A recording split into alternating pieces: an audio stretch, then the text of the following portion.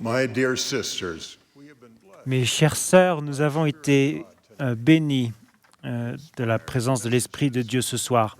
La musique, les discours ont renforcé notre foi et fait grandir notre désir de respecter les alliances sacrées que nous avons contractées avec notre Père céleste aimant.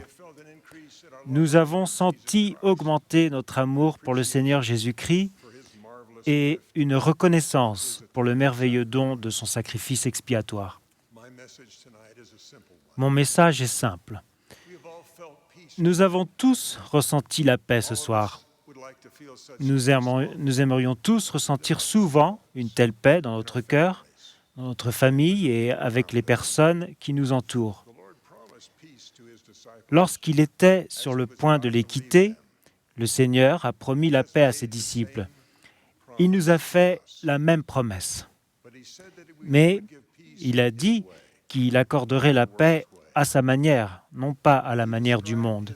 Il a décrit sa façon de communiquer la paix. Mais le Consolateur, l'Esprit Saint que le Père enverra en mon nom, vous enseignera toutes choses et vous rappellera tout ce que je vous ai dit. Je vous laisse la paix, je vous donne ma paix. Je ne vous la donne pas comme le monde la donne. Que votre cœur ne se trouble point et ne s'alarme point. Les fils de Mosia eurent besoin de ce don de paix lorsqu'ils entreprirent leur mission chez les Lamanites. Mesurant l'immensité de la tâche avec une certaine inquiétude, ils prièrent pour être rassurés. Et, l'Écriture dit, le Seigneur les visita par son esprit et leur dit « Soyez consolés ». Et ils furent consolés. Par moments, il se peut que vous aspiriez à la paix lorsque vous affrontez l'incertitude et ce qui vous semble être des difficultés imminentes. Les fils de Mosia apprirent la leçon que le Seigneur enseigna à Moroni. Cette leçon est un guide pour nous tous. Si les hommes viennent à moi, je leur montrerai leur faiblesse. Je donne aux hommes de la faiblesse afin qu'ils soient humbles. Et ma grâce suffit à tous les hommes qui s'humilient devant moi, car s'ils s'humilient devant moi et ont foi en moi, alors je rendrai fortes pour eux les choses qui sont faibles. Moroni dit qu'ayant entendu ces paroles, il fut consolé. Elles peuvent être une consolation pour chacun de nous. Les personnes qui ne voient pas leur faiblesse ne progressent pas. Votre conscience de votre faiblesse est un bienfait, car elle vous permet de rester humble et vous pousse à vous tourner vers le Sauveur, qui a le pouvoir de vous rendre forte. L'Esprit, non seulement vous console, mais il est aussi l'agent par lequel l'expiation opère un changement dans votre nature même. Ensuite, les choses faibles deviennent fortes. De temps en temps, votre foi sera mise à l'épreuve par Satan. Cela arrive à tous les disciples de Jésus-Christ. Votre défense contre ces attaques consiste à conserver la compagnie du Saint-Esprit. Il insufflera la paix à votre âme, il vous poussera à avancer avec foi et il vous rappellera ces moments où vous avez ressenti la lumière et l'amour de Jésus-Christ. La faculté de se souvenir est l'un des dons les plus précieux que l'Esprit peut vous donner. Elle vous rappellera tout ce que le Seigneur vous a dit. Ce sera peut-être le souvenir d'une prière exaucée, d'une ordonnance de la prêtrise reçue, d'une confirmation de votre témoignage ou d'un moment où vous avez vu la main de Dieu guider votre vie. Peut-être qu'un jour à venir, lorsque vous aurez besoin de force, l'Esprit vous rappellera les sentiments que vous avez éprouvés au cours de cette réunion. Je prie qu'il en soit ainsi. Un souvenir que l'Esprit me rappelle souvent est celui d'une réunion de Sainte-Seine tenue en soirée dans un hangar en métal il y a de nombreuses années à Innsbruck en Autriche. Le hangar se trouvait au-dessous d'une voie de chemin de fer Une douzaine de personnes étaient présentes, assises sur des chaises en bois. La plupart étaient des femmes, certaines plus jeunes que d'autres. J'ai vu couler des larmes de gratitude pendant que la Sainte Seine était distribuée à cette petite assemblée. J'ai ressenti l'amour du Sauveur pour ses saints et eux aussi l'ont ressenti. Mais le miracle dont je me souviens le plus nettement est la lumière qui semblait remplir ce hangar métallique, apportant un sentiment de paix. Il faisait nuit et il n'y avait pas de fenêtre, et pourtant la pièce était éclairée comme par le soleil à son zénith. Ce soir-là, nous avons été remplis de l'éclatante lumière de l'Esprit Saint. Et les fenêtres qui ont permis à celles-ci d'entrer étaient les cœurs humbles de ces saints qui étaient venus devant le Seigneur pour obtenir le pardon de leurs péchés et s'engager à toujours se souvenir de lui. Il n'était pas difficile de se souvenir de lui et de son expiation à ce moment-là. Et dans les années qui ont suivi, il m'a été plus facile de le faire grâce au souvenir de cette expérience sacrée. Ce soir-là, la promesse contenue dans la prière de Sainte Seine, que l'Esprit sera avec nous, s'est accomplie et a apporté des sentiments de lumière et de paix. Comme vous, j'ai été reconnaissant des nombreuses manières dont le Seigneur m'a visité par le Consolateur lorsque j'avais besoin de paix. Pourtant, notre Père Céleste ne se soucie pas uniquement de notre confort, mais il se soucie davantage de notre progression. Consolateur est l'une des manières dont cet esprit est décrit dans les Écritures. En voici une autre. Et maintenant, en vérité, je te le dis, place ta confiance en cet esprit qui conduit à faire le bien. La plupart du temps, le bien vers lequel il vous dirige consiste à aider une autre personne à recevoir le réconfort de Dieu. Dans sa sagesse, le Seigneur vous a réunis dans des organisations et des classes au sein de son Église. Il a fait ainsi pour amplifier votre pouvoir de faire le bien. Dans ces organisations, vous avez des responsabilités précises à l'égard d'autres personnes que vous devez servir pour lui. Par exemple, si tu es une jeune fille, ton évêque ou ta dirigeante des jeunes filles peut te demander de tendre la main à une lauréole qui est devenue ce que nous appelons parfois non pratiquante. Tu la connais peut-être mieux que ne la connaît l'évêque ou la dirigeante des jeunes filles. Tu sais peut-être qu'elle a des ennuis chez elle ou à l'école, ou peut-être les deux.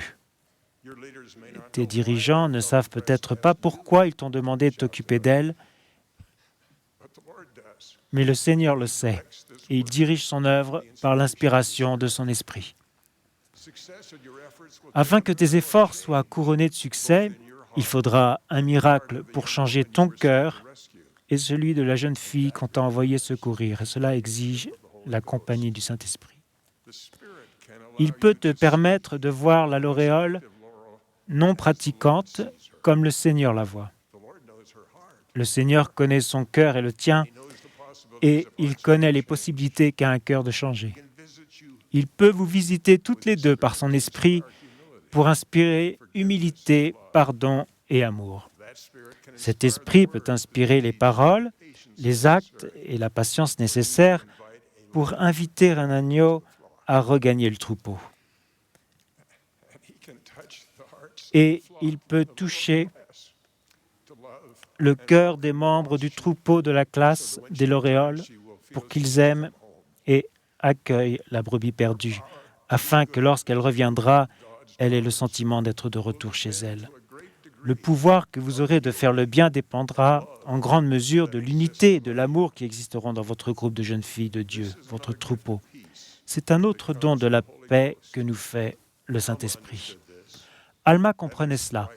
C'est la raison pour laquelle il supplia ses compatriotes de ne pas avoir de querelle entre eux, mais de regarder d'un même œil vers l'avenir, ayant une seule foi et un seul baptême, et leur cœur étant enlacés dans l'unité et l'amour les uns envers les autres.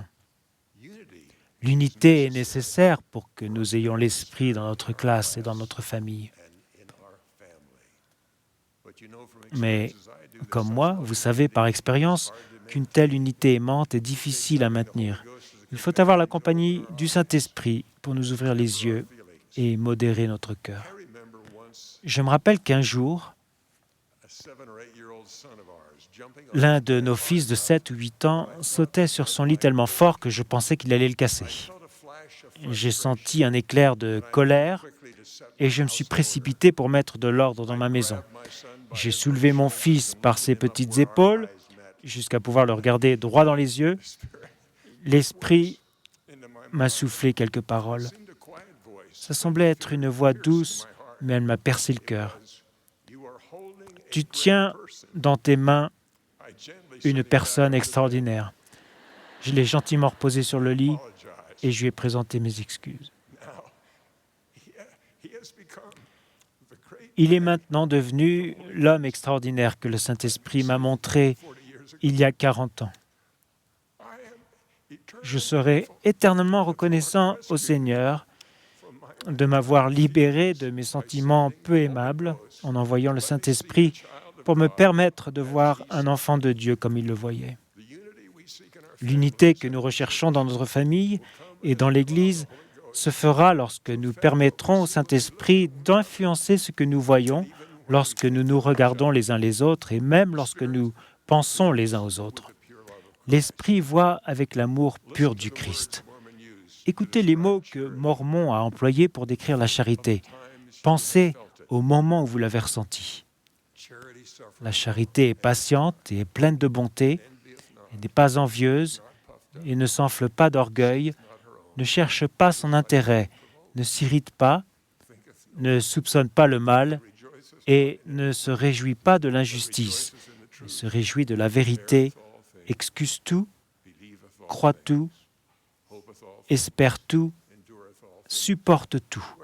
C'est pourquoi, mes frères, et j'ajoute mes sœurs, bien-aimés, si vous n'avez pas la charité, vous n'êtes rien, car la charité ne périt jamais. C'est pourquoi attachez-vous à la charité, qui est ce qu'il y a de plus grand, car tout succombera, mais la charité est l'amour pur du Christ et elle subsiste à jamais.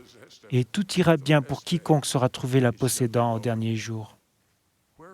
C'est pourquoi, mes frères et sœurs bien-aimés, priez le Père de toute l'énergie de votre cœur afin d'être remplis de cet amour qu'il a accordé à tous ceux qui sont de vrais disciples de son Fils Jésus-Christ, afin de devenir les fils et les filles de Dieu, afin que lorsqu'il apparaîtra, nous soyons semblables à lui, car nous le verrons tel qu'il est, afin que nous ayons cette espérance, afin que nous soyons purifiés comme il est pur. C'est là l'objectif de votre Père Céleste pour vous, ses filles précieuses. Cela peut vous paraître un objectif lointain, mais de son point de vue, vous n'êtes pas si loin que cela. Ainsi, il vous visite par son esprit pour vous consoler, vous encourager et vous inciter à continuer d'avancer. Je vous laisse mon témoignage sûr que le Père vous connaît, vous aime et entend vos prières. Il connaît vos besoins et votre nom. Son Fils bien-aimé vous invite à venir à lui. Et ils envoient le Saint-Esprit pour vous soutenir dans vos efforts, pour servir les autres en leur nom. Grâce à l'expiation de Jésus-Christ, la compagnie constante du Saint-Esprit aura un effet sanctificateur et purificateur sur votre esprit. Vous ressentirez la paix que le Sauveur a promis de laisser sur ses disciples. Avec cette paix viendra une espérance radieuse et un sentiment de lumière et d'amour venant du Père et de son Fils bien-aimé qui guide son royaume sur la terre par la révélation à ses prophètes actuels. J'en témoigne au nom de Jésus-Christ. Amen.